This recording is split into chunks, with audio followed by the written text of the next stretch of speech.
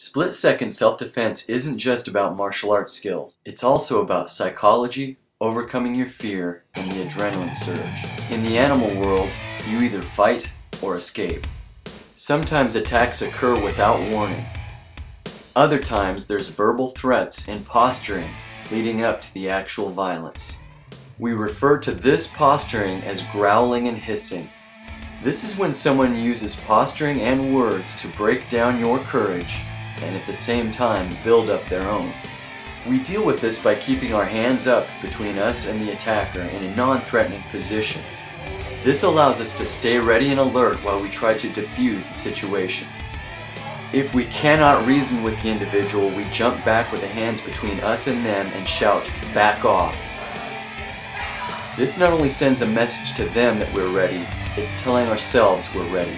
A well-placed finger jab to the eye or a palm strike to the nose can provide you with the needed time to fight or escape. We use a technique called the X factor to deal with surprise attacks. This allows us to put quick twitch reflexes into action. The reality is you don't have time to think, and you only have a split second to react. Once we've dealt with the initial threat, we move back into a cover position. We use the imminent threat response, or ITR, to deal with an attack that we know is inevitable. If a threat is imminent, taking the fight to them is justified. We develop our self-defense tools in accordance to the 4 major ranges, starting with kicking range. Using the advantage of our legs, we can keep an opponent at a greater distance and attack vulnerable targets. The next range is striking distance. Although you have to be closer, strikes tend to be much more accurate. The next range is trapping range.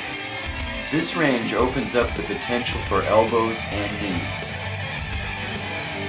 The 4th range is close range or grappling range.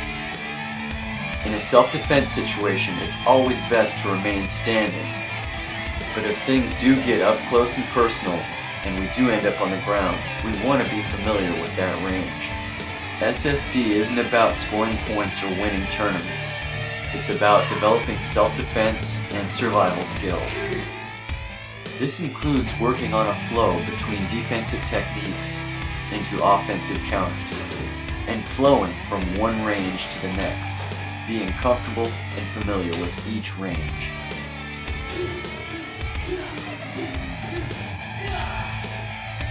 Putting ourselves in various situations, scenarios, and role-playing gives us a fighting chance, should we ever have only a split second to react.